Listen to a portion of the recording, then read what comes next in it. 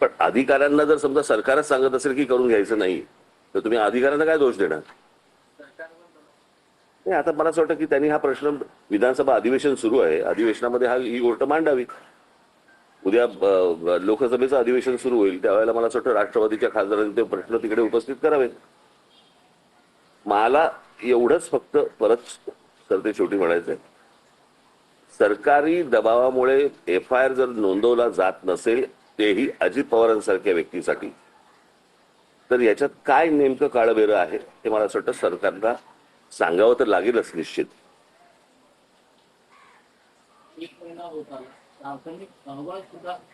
अजून सादर झालं नाही.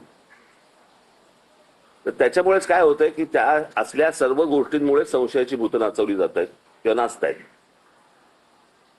आणि मग प्रत्येक महाराष्ट्रातल्या प्रत्येक नागरिकाच्या मनामध्ये जे शंका या ज्या निर्माण होत आहेत त्या सगळ्या याच गोष्टीमुळे होत आहेत.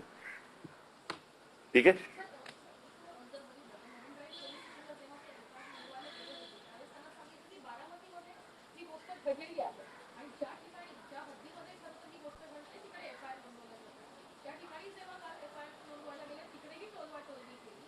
तेच बोलतोय ना, मला असं वाटतं 3 ठिकाणी त्यांनी केलं प्रयत्न, 3 ठिकाणी प्रयत्न केला आणि 3ही ठिकाणी जर समजा नकार दिला जात असेल तर मला असं वाटतं की त्या काय शासकीय ती जी काही यंत्रणा आहे त्या यंत्रणेवरती दबाव आहे. आणि त्यातल्या सगळ्यात महत्वाचं म्हणजे याचं या गोष्टींबद्दल सुनेत्रा वहिनी बोलल्या पाहिजे. मुख्यमंत्री तर बोललेच पाहिजे, पण सुनेत्रा वहिनी देखील बोलल्या पाहिजे.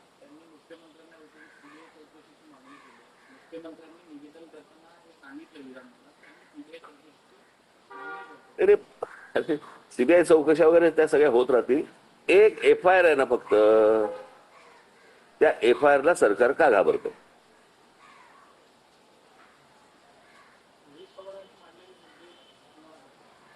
ते मी ऐकले होते ना, त्यांनी ज्यावेळेला प्रेस कॉन्फरन्स घेतली त्यावेळेला ते आपण मुद्दे मांडले होते, मी सांगितले होते, मी ऐकले होते.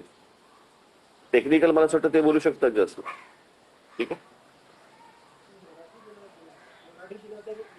हे बस काय, मला आता इथे एक आलं होतं पण मी जाऊन देतो. थोडस ठाकरी भाषेत होतं त्याच्या प्रश्नावर. चला ना, बस ना आता.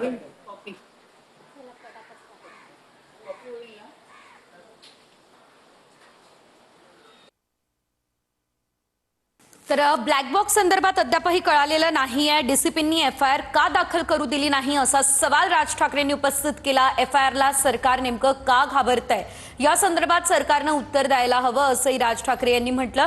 रोहित पवार यांनी 3 ठिकाणी तब्बल FIR दाखल करण्याचा प्रयत्न केला, मात्र त्यांना FIR दाखल करू दिली नाही असंही त्यांनी म्हटलं. आणि हा विषय अधिवेशनात त्यांनी मांडला असं देखील या दरम्यान राज ठाकरे म्हणाले.